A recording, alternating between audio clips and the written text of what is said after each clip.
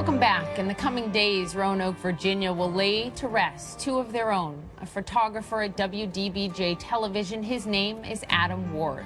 He and reporter Alison Parker were out on a story Wednesday morning when their lives were cut tragically short by a gunman.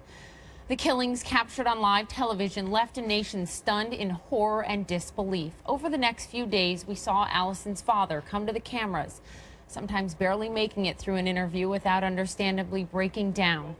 Alison's obituary, a ringing testament to the type of person she was, reading in part, she loved her job and had such a bright future ahead in the field of journalism. She will be missed by everyone she touched, and she lived life to the fullest in her short time on Earth. Just this afternoon, an interview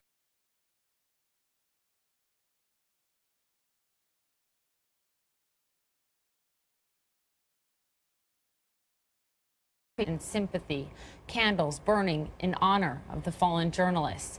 And it is to that end that I would like to dedicate the next 30 minutes of this show to Alison and Adam. I had the opportunity to sit down with Alison's parents earlier today, her mother Barbara speaking to the national media for the first time. Here's the first part of our conversation. Thank you both so much for being with me today. You're very welcome. Wish this were under different circumstances, but thank you. We all do. Let me begin with you, Barbara. What is your favorite memory of Alison? Oh, there are so many. She came into the world lighting up the room that she walked into, and she was full of mischief. I remember one time that we thought that we had her in a place where she couldn't do anything as a child, and I came in and she had found a red magic marker and drawn all over the coffee table in our living room and the carpet and the kitchen floor. But you couldn't be mad because this little golden girl smiling that she'd done this wonderful piece of art. She's always been like that. She was full of love and life, and she was a geek at heart, which is the greatest compliment that I can ever give anyone. Barbara, tell me, what is your last memory of Alison? Because I know it was just her birthday, and you had just taken this amazing family trip to literally her favorite place in the world. My last memory is on Tuesday. I was at work, and she would always call after work on her drive home. She would call and she'd always say, "Just checking in." And she said,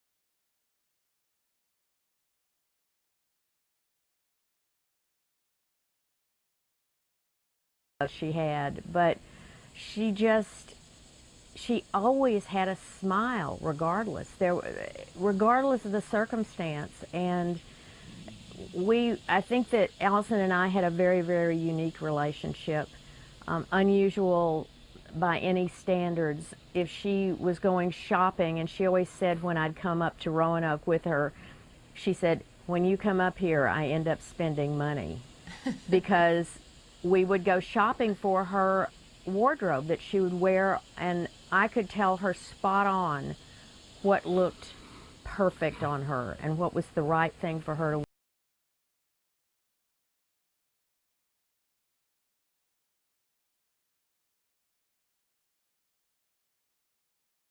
Because I think all of us in the business and everyone watching it marvels at all she achieved by age 24.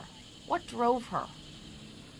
She just, I think that's just the way she came into this world. Everything that she did, everything she touched, every activity that she picked up, she excelled at everything. I mean, she wanted to be the best. I mean, she was just extremely competitive, and whatever she did, and maybe she, maybe she got that from Dad, because, if I pick up a sport or if I pick up an activity, and as you will, we'll talk about later, now with this mission, I want to be the best, and I've always been that way.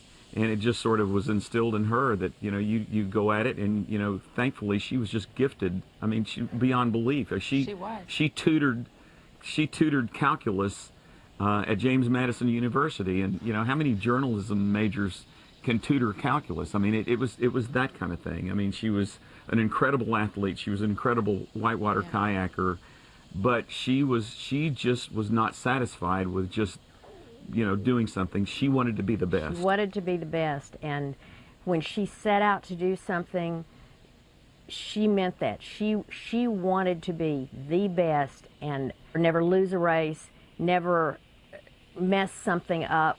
She wanted everything she did to be perfect, and she was driven to do that.